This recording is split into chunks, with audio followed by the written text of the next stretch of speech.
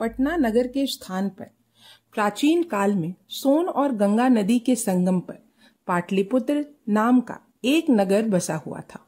यह नगर प्राचीन भारत के प्रमुख नगरों में से था। इस नगर की लंबाई 10 मील और चौड़ाई लगभग 2 मील थी।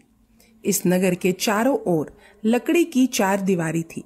इस दीवार के बाहर ओर 600 फीट चौड़ी और 45 फीट गहरी एक खाई थी।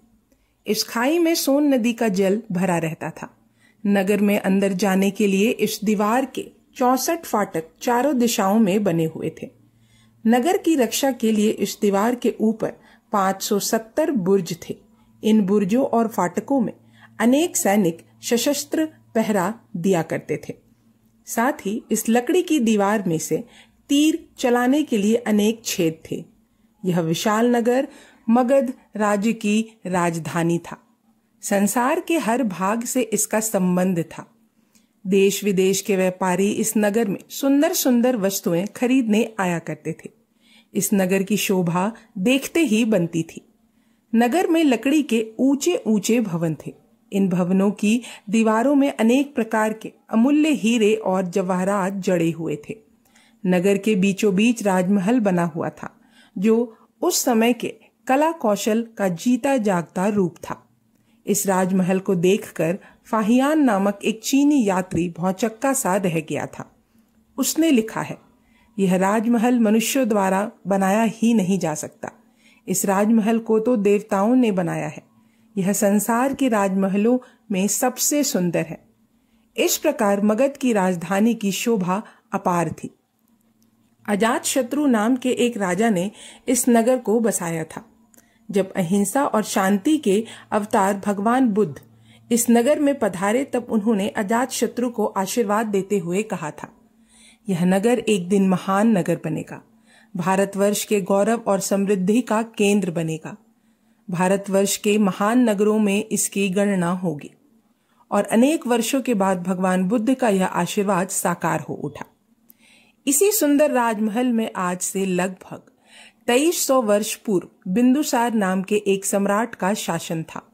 वह मौर्य वंश के थे। उसका शासन उत्तर में अफगानिस्तान से लेकर दक्षिण में मैसूर राज्य तक फैला हुआ था। यह वीर और कौशल योद्धा था। उसके शत्रु उससे कांपते थे। इसी कारण वह अमित्रघात, शत्रुओं के लिए घातक के नाम से भी सारे संसार में प्रसिद्ध था। बिंदुसार के 16 रानियां थीं। इन रानियों से उसके 101 पुत्र उत्पन्न हुए।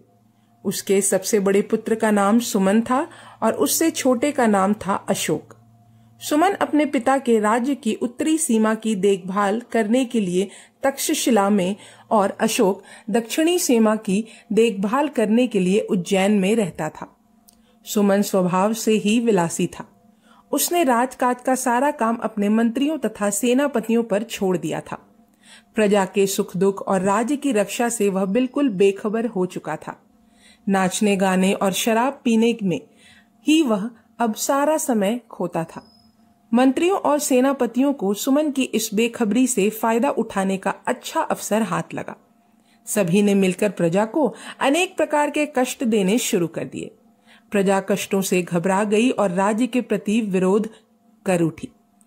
प्रजा का विद्रोह मंत्रियों और सेनापतियों के दबाए ना दबा। अंत में पाटलिपुत्र में जब यह खबर पहुंची, तब सम्राट क्रोध से आग बबूला हो उठे। उनकी भौहें तन गई और आंखें लाल हो गई। वे अपने महामंत्री राधा गुप्त को आदेश देते हुए बोले, मगध की संसार भर में प्रसिद्धि सेना को तुरंत कूच करने की आज्ञा दी जावे। मैं खुद ही जाकर वहां के विद्रोह को शांत करूंगा। देखूंगा कि अमित्रघात का कौन मुकाबला करता है। सम्राट के शांत होने पर महामंत्री राधा गुप्त ने कहा, किंतु देव, मेरी एक विनती को आप जरूर माने। वह यह है कि आप अस्वस्थ हैं। आपका वहां जाना ठीक नहीं है। आप किसी मंत्री को वहां भेज दीजिए। किंतु महामंत्री, मगध की सेना किसी योग्य व्यक्ति के साथ ही भेजी जा सकती है।